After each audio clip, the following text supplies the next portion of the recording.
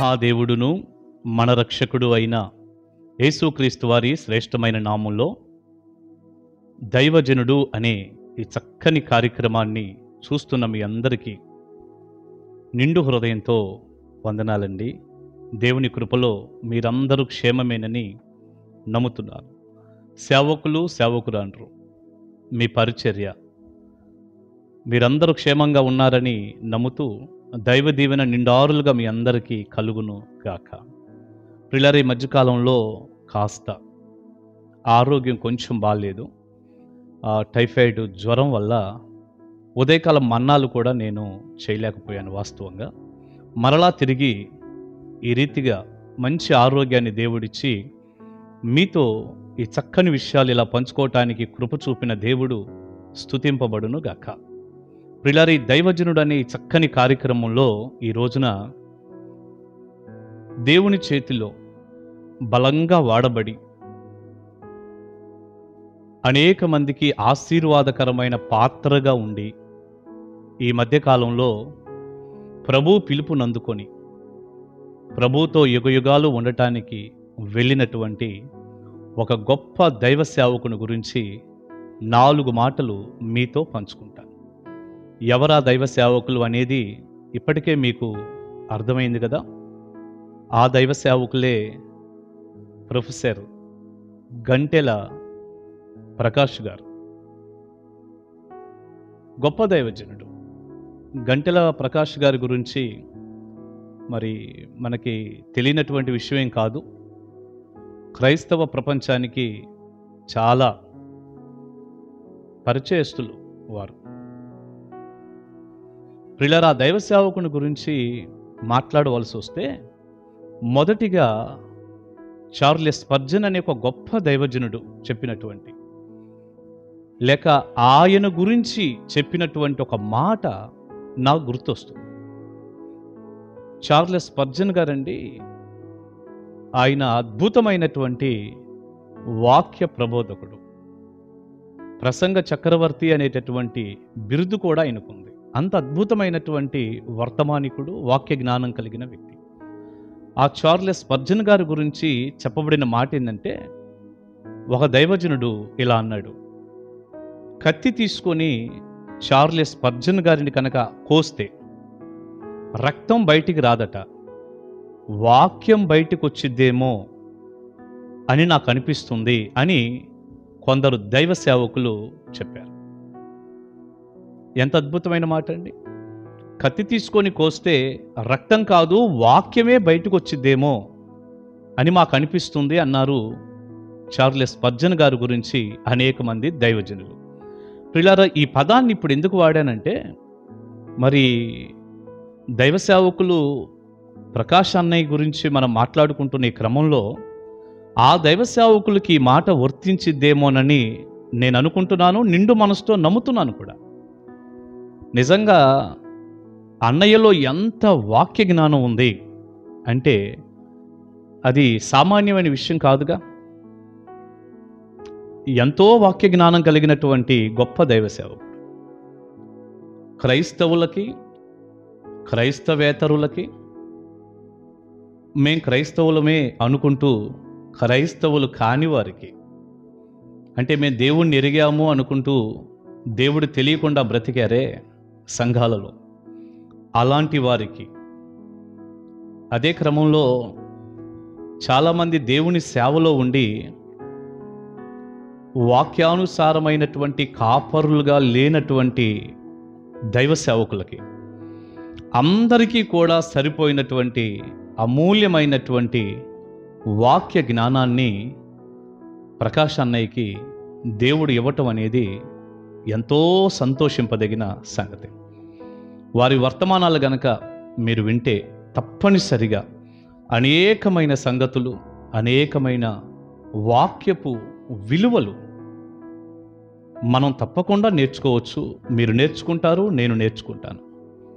ఒక్క మాటలో చెప్పాలంటే గంటెల ప్రకాష్ అన్నయ్య గురించి వాక్యపు మనిషి. నేను ఈ పదాన్ని పలకటానికి చాలా ఇష్టపడుతున్నాను. వాక్యపు మనిషి. వాక్యం ఇక దేవుని వాక్యాన్ని అంత ప్రేమించినటువంటి వ్యక్తి, అంత ధ్యానం చేసినటువంటి వ్యక్తి, అంత స్టడీ చేశాడు దేవుని వాక్యాన్ని. ఎవరు ఏ ప్రశ్న అడిగినా కూడా చెప్పగలిగినటువంటి రీతిలో దేవుని వాక్య ప్రత్యక్షత, దేవుని వాక్యం యొక్క స్టడీ కలిగినటువంటి దైవ సేవకులు. ఆ రీతిగానే దైవ సేవకుల్ని మరి అనేక వేదికల మీద, అనేకమైన సభల్లో అసలైన ప్రశ్న సిసలైన జవాబు అనేటటువంటి టీవీ కార్యక్రమాల్లో, రక్షణ టీవీ కార్యక్రమాల్లో మరి చక్కగా దేవుడు ఆ దైవ సేవకుల్ని చాలా బలంగా వాడుకుంటూ వచ్చారు. ప్రియులారా, ఆ దైవ సేవకుడండి నేను గమనించినంతవరకు చెప్పగలుగుతున్నాను. ఎందుకంటే అన్నయ్యతో నాకు ఎప్పుడూ కూడా పరిచయం లేదు.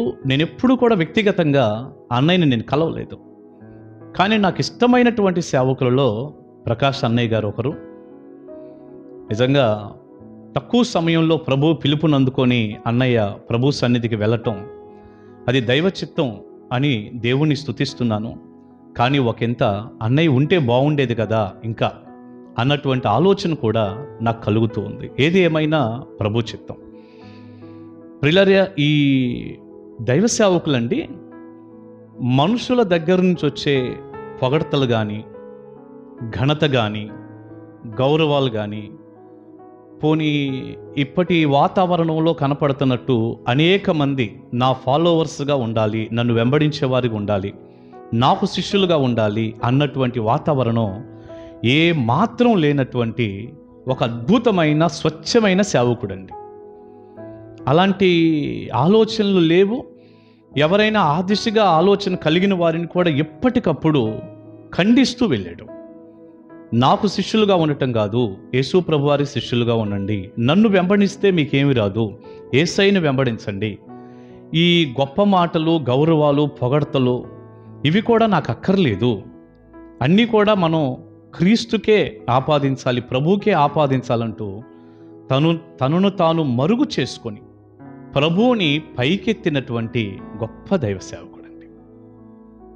నా హృదయంలో నుంచి ఈ మాటలు నేను చెప్పగలుగుతున్నాను. తాను సిలువ వెనక్కి వెళ్ళి సిలువను ముందు పెట్టిన వ్యక్తి, తాను మరుగై ఉండి క్రీస్తుని బయలుపరిచిన వ్యక్తి, తాను తగ్గిపోయి ప్రభువుని హెచ్చించినటువంటి వ్యక్తి, తాను ఏమాత్రం కనపడకుండా డౌన్లోనికి వచ్చేసి ప్రభువుని పైకెత్తినటువంటి గొప్ప దైవ సేవకుడు.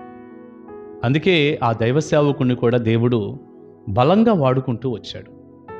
తెలుసు ఆయనకి ఈ కోణంలో నేను బోధిస్తే, ఉన్నట్టు గనక చెబితే, వాక్యం ఏదైతే తెలియజేస్తుందో ఆ స్వచ్ఛమైన వాక్యాన్ని ఉన్నట్టుగా ప్రజలకు నేను అందిస్తే మరి ఎక్కువ మంది ఆదరణ దొరకదని, ఎక్కువ మంది ఇష్టపడరని, కొన్ని ఆటంకాలు, విమర్శలు, వ్యతిరేకతలు వస్తాయని తెలుసు, ఈ దైవ సేవకులకు తెలుసు. కానీ వేటిని కూడా కోరుకోకుండా దేవుని వాక్యం కోసం, దేవుని కోసం బ్రతికినటువంటి అద్భుతమైన వ్యక్తి. అందుకే ఉన్నట్టుగా బోధించాడు. ఎవ్వరు ఏమన్నా అనుకోని అనేక మంది ఆలోచించేటట్టుగా బోధించాడు. చిరునవ్వుతో. ప్రియులారా, ఎంత చక్కని మాట చెప్పాలనిపిస్తుందంటే, చిరునవ్వుతో కూడా ఒక సత్యాన్ని హాయిగా చెప్పొచ్చు.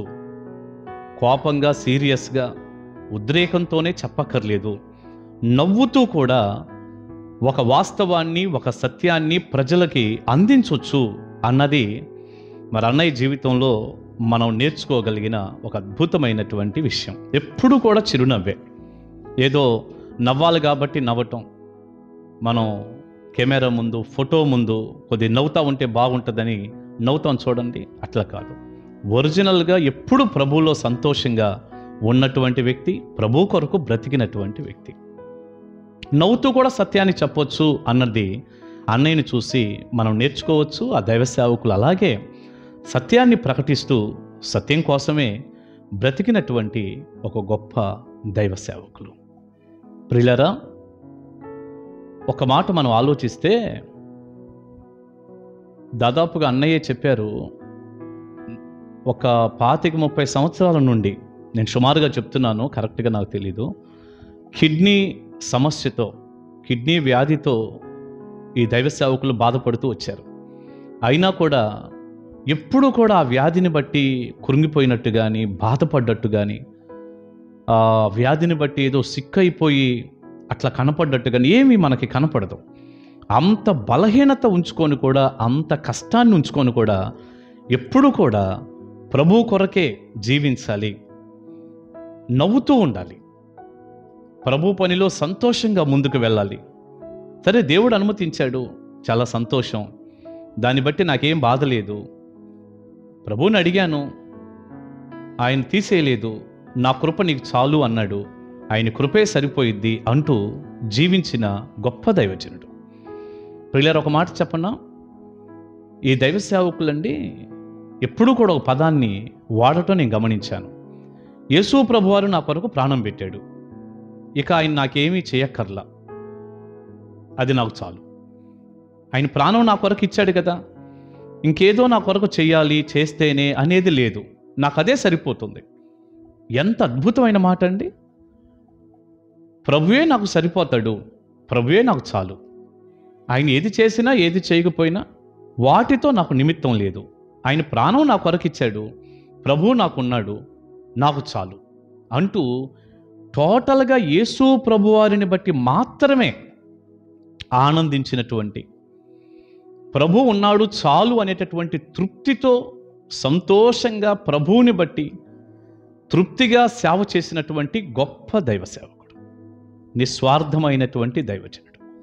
ప్రియులారా, నా మనసులో నుంచి ఇలాంటి దైవ సేవకుల యొక్క, మరి ఈ దైవజనుడి యొక్క విషయాలు, ఆ సంగతులు నా మనసులో ఏదైతే ఉన్నాయో వాటిల్లో కొన్ని ఈ రీతిగా పంచుకోవటం జరిగింది.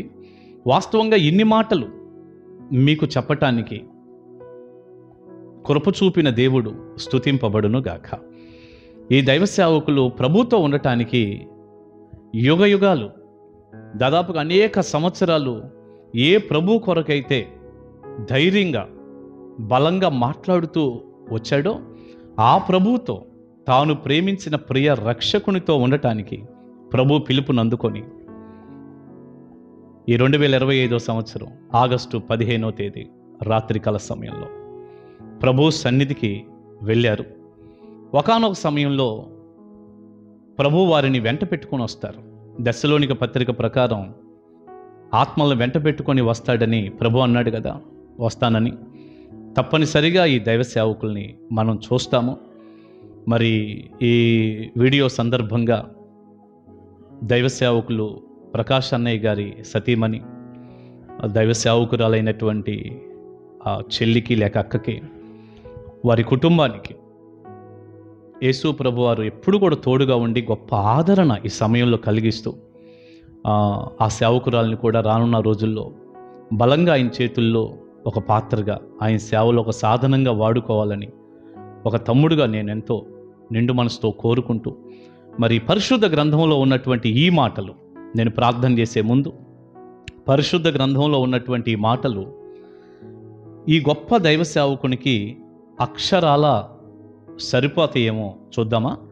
నేనైతే నిండు మనసుతో ఈ మాటలు ఈ దైవ సేవకునికి సరిపోతాయని నేను నమ్ముతున్నాను. ఒక మాట ఇలా చదువుతాను, 2-3 రిఫరెన్స్లు. దైవజనుడైనటువంటి పౌలు గారు ఫిలిప్పీలకు రాసినటువంటి పత్రిక 1వ అధ్యాయం 19 నుండి 23వ వచనం వరకు చదువుతాను.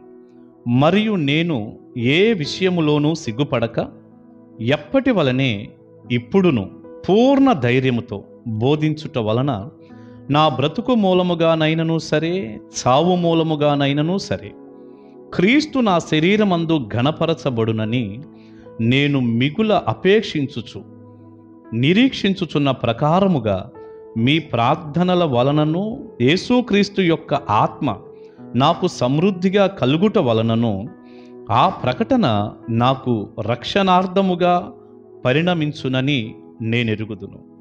నా మట్టుకైతే బ్రతుకుట క్రీస్తే, చావైతే లాభము. అయినను శరీరముతో నేను జీవించుటయే నాకున్న పనికి ఫలసాధనమైన ఎడల నేనేమి కోరుకుందునో నాకు తోచలేదు. ఈ రెంటి మధ్యను ఇరుకునబడి ఉన్నాను. నేను వెడలిపోయి క్రీస్తుతో కూడా ఉండవలెనని ఆశ నాకు ఆశయున్నది. అది నాకు మరి మేలు. నా బ్రతుకు మూలముగానైనా సరే, చావు మూలముగానైనా సరే, క్రీస్తు నా శరీరమందు ఘనపరచబడునని. ఎంత చక్కని మాట! నా మట్టుకైతే బ్రతుకుట క్రీస్తే, చావు అయితే నాకు లాభము. ఎంత అద్భుతమైన మాట! నేను వెడలిపోయి క్రీస్తుతో కూడా నుండవలెనని నాకు ఆశ ఉన్నది. అది నాకు మరి మేలు. అదేగా జరిగింది. వెడలిపోయి క్రీస్తుతో ఈ దైవ సేవకులు ఉన్నారు. ప్రియులారా, నేను ప్రార్థన చేసే ముందు దైవజనుడిగా దైవ సేవకులు, సేవకురాళ్ళు, కాపరులుగా ఉన్న వారందరికీ చెప్పగలిగిన ఒక మంచి మాట ఏంటో చెప్పనా? ఈ దైవ సేవకుల్ని మనం మాదిరిగా తీసుకుందాం. వారి విశ్వాసాన్ని, పరిచర్యని మాదిరిగా తీసుకుందాం. ప్రభు కొరకు బలంగా పనిచేద్దాం, రోషంగా పనిచేద్దాం. ఎవరేమనుకుంటారు అనుకోకుండా ధైర్యంగా పనిచేద్దాం. ముఖ్యంగా దేవుని వాక్యాన్ని ఉన్నది ఉన్నట్టుగా బోధిద్దాం. మనుషుల సంతోషం కోసం కాకుండా దేవుని సంతోషం కోసం బ్రతుకుదాం. అట్టి కృప, అట్టి దీవెన సమృద్ధిగా మనందరికీ దేవుడు అనుగ్రహించునుగాక. ఆమేన్. ప్రార్థన చేసుకుందాం. పరిశుద్ధుడా, ప్రేమగల తండ్రి, దైవ సేవకులు గంటెల ప్రకాష్ అన్నయ్యని మీరు పిలిచారు. మీ సన్నిధిలో ఆ నెమ్మది కలిగిన స్థలంలో ఆ దైవ సేవకులు ఉండునట్లుగా కృప చూపారు. విడిచి వెళ్ళిన కుటుంబానికి, సిస్టర్ గారికి గొప్ప ఆదరణ, క్షేమము, నెమ్మది దయచేయండి. మీ కృప చూపండి. ఈ గొప్ప దైవ సేవకుల గురించి మేము నాయనా కొన్ని మాటలు ఆలోచించాం. మీ కొరకు ఆ దైవ సేవకులు ఎలా బ్రతికారో, ఎలా జీవించారో, ధైర్యంగా ఎలా బోధిస్తూ ముందుకెళ్ళారో మేము చూడగలిగాం, ఆలోచించగలిగాం. మేము కూడా అదే రీతిగా బలంగా మీ పని చేయుటకు సహాయం చేయండి. మీ పనిలో మేము కూడా అరిగిపోయే పాత్రలుగా ఉండునట్లుగా కృప చూపండి. ఈ చక్కని మాటలు విని ఎంతమంది అయితే ప్రార్థనలు ఏకీభవిస్తున్నారో ఆ సేవకులు, సేవకురాలందరినీ మీ చేతి పాత్రలుగా వాడుకోండి. కృప చూపండి. మహిమ, ఘనత, ప్రభావాలు మీకు ఆరోపిస్తూ యేసు ప్రభువారి శక్తిగల నామాన ఈ ప్రార్థన మనవులు అడుగుచున్నాము తండ్రి. ఆమేన్. ఆమేన్. గాడ్ బ్లెస్ యు అండి. దేవుని కృప మీ అందరి తోడై ఉండునుగాక. కలుసుకుందాం. Praise the lord.